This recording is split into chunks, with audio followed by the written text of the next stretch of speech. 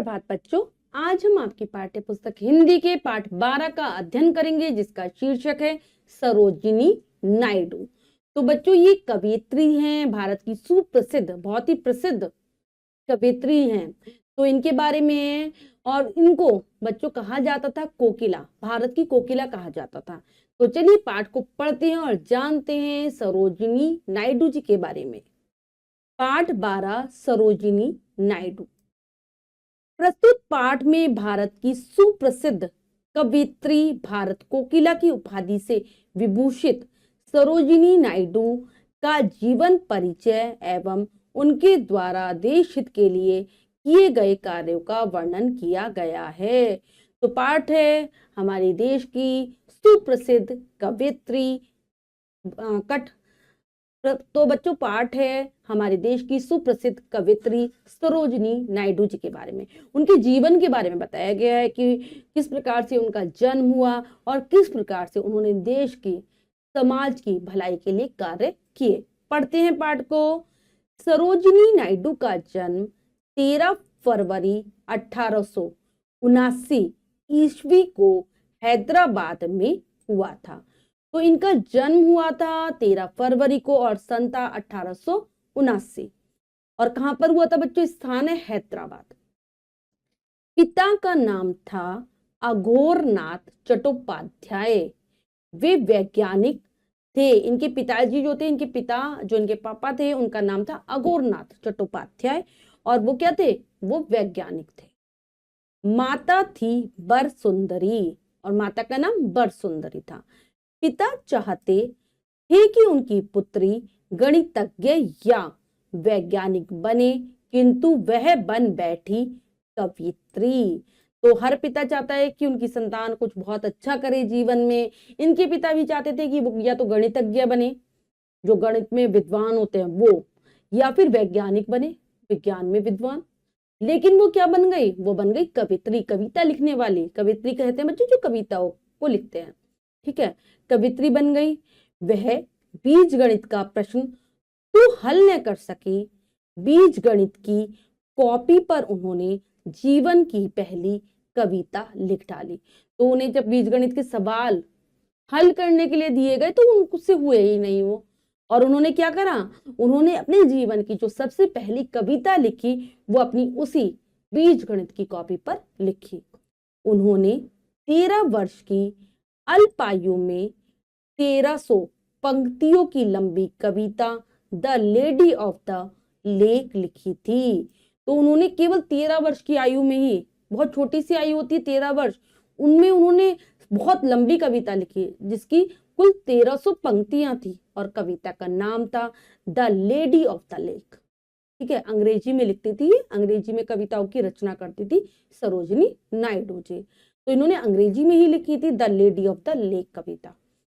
सरोजिनी ने 12 वर्ष की आयु में मद्रास यूनिवर्सिटी से मैट्रिक पास किया था। मैट्रिक यानी कि 10वीं कक्षा इन्होंने पास की थी 12 वर्ष की आयु में।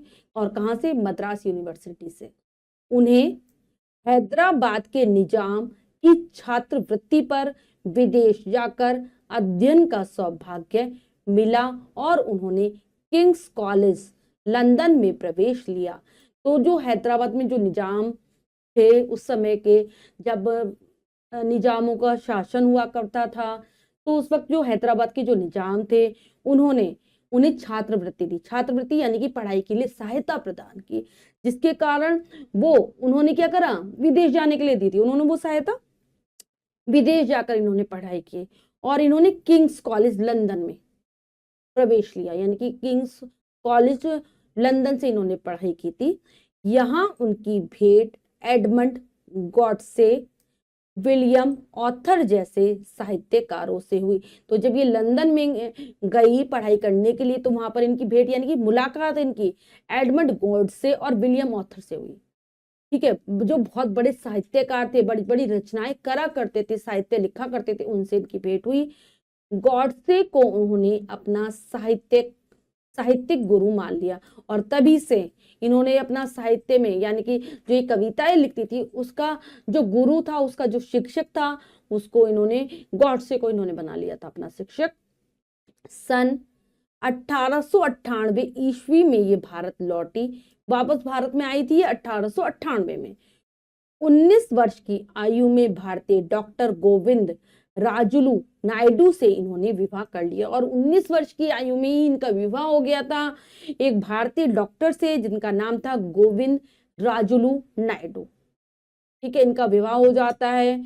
इनके 4 काव्य संग्रह हैं, स्वर्ण देहली, जीवन और मृत्यु की कविताएं, काल पक्षी और टूटा हुआ डैना।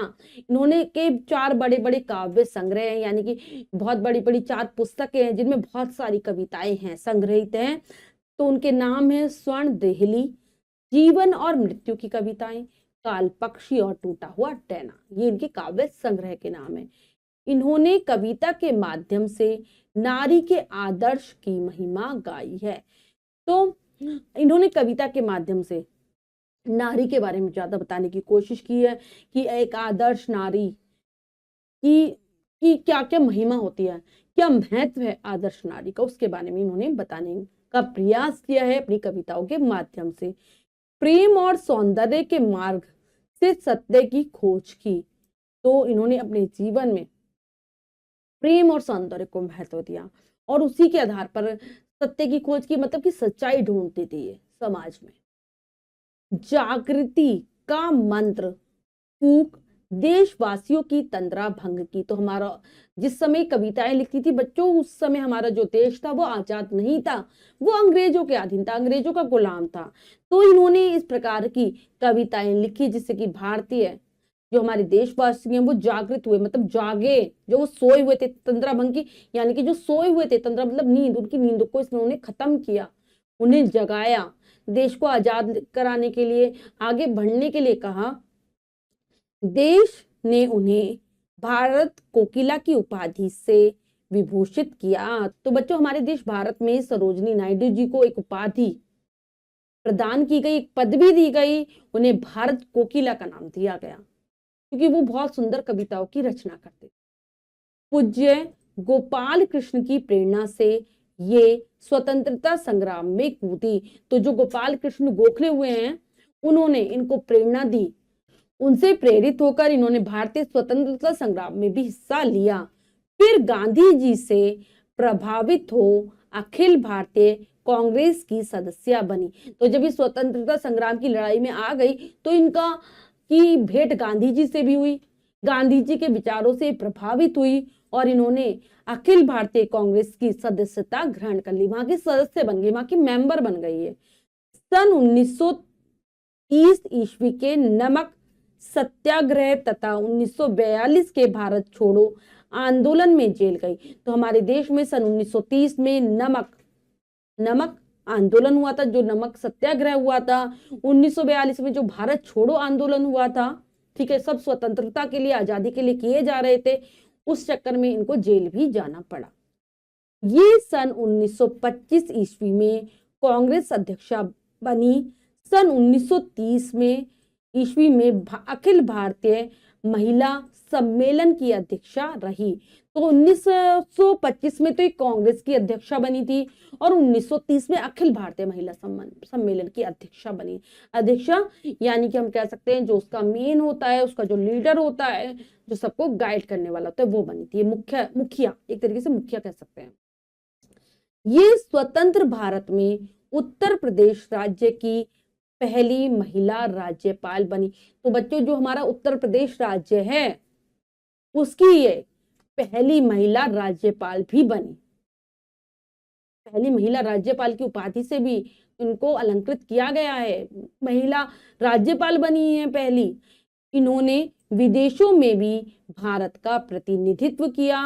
होम रूल लीग तथा द्वितीय गोलमेज सम्मेलन में इन्होंने बढ़ चढ़कर भाग लिया।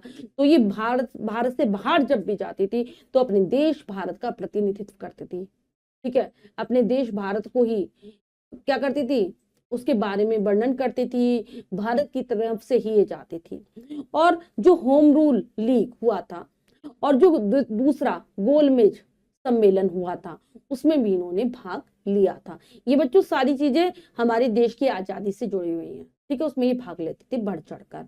महिला मताधिकार की आवाज उठाने का श्रेय भी श्रीमती सरोजिनी नायडू को ही प्राप्त है। जो बच्चों आज महिलाओं को, स्त्रियों को जो वोट डालने का, मताधिकार यानी कि वोट डालने का जो अधिकार प्राप्त हुआ है, वोट डालती हैं महिलाएं, ये भी सारी चीजें सरोजिनी नायडू जी ने ही इसके लिए आवाज उठाई थी, उन्होंने ही की थी। सन 1917 में 18 महिलाओं का शिष्टमंडल लेकर वे लॉर्ड चेम्सफोर्ड और मिस्टर मॉन्टेग्यू से मिली। तो सन 1917 में इन्होंने क्या किया, ये 18 महिलाओं का एक दल लिया इन्होंने, ठीक है, उसको शिष्टमंडल का नाम था उसका दल का, और ये लॉर्ड चेम्सफोर्ड और मिस्टर मॉन्टेग्यू से मिलने गए। इसके 5 वर्ष पश्चात महिलाओं को मताधिकार प्राप्त हुआ।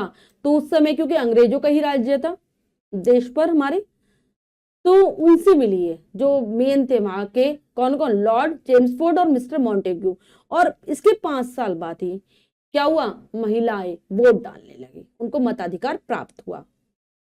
हंसमुख, मिलनसार, सादगीपूर्ण, कर्मठ जीवन, उच्च विचार, सेवा और त्याग की भावना, ममतामयी मिठास, वीरता और कोमलता उनके चरित्र की विशेषताएं थी।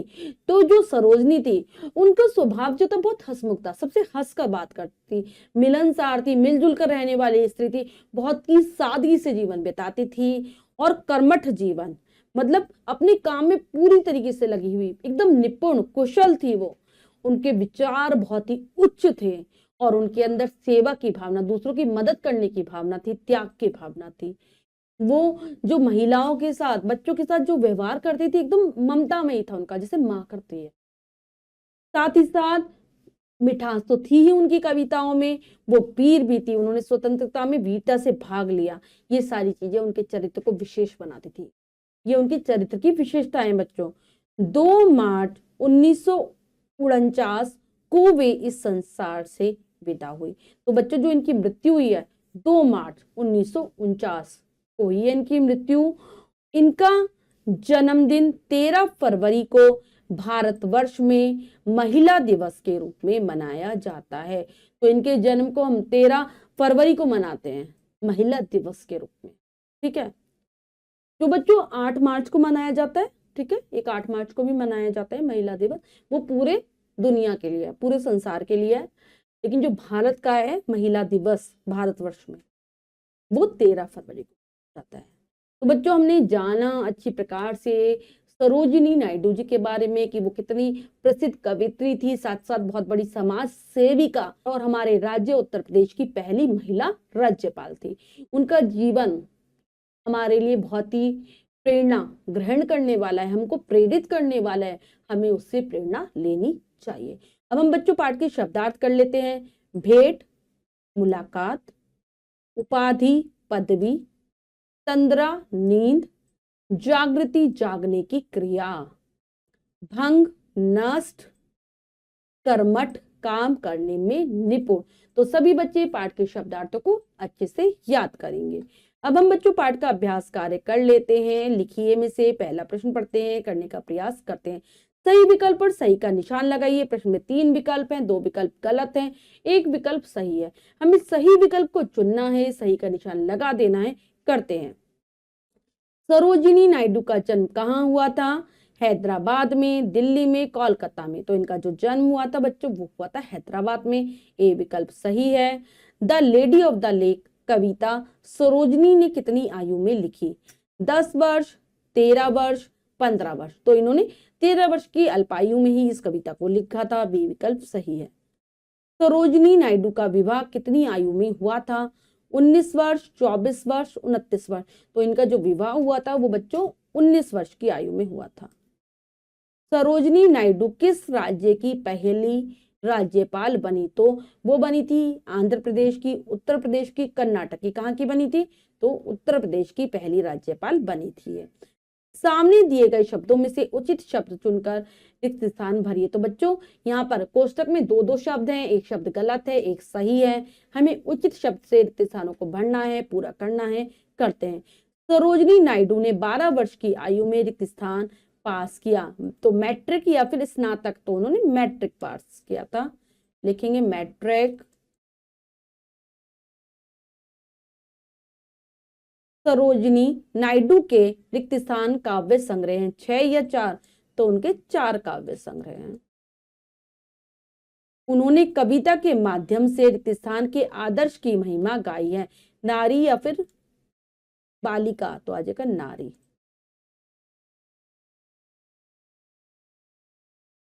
इनका जन्मदिन भारत में रिक्त स्थान दिवस के रूप में मनाया जाता है, महिला या फिर नारी, तो महिला दिवस के रूप में मनाया जाता है। तो बच्चों ये कार्य हमने पूर्ण कर लिया है। इसके बाद जो भी कार्य दिया गया है वो आपको स्वयं करना है सुंदर अक्षरों में अपनी अभ्यास पुस्तिका में।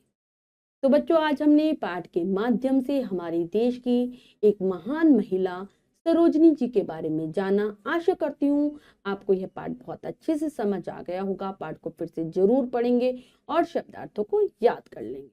मिलते हैं अगली कक्षा में नए पाठ के साथ। तब तक के लिए स्वस्थ रहिए, प्रसन्न रहिए। धन्यवाद।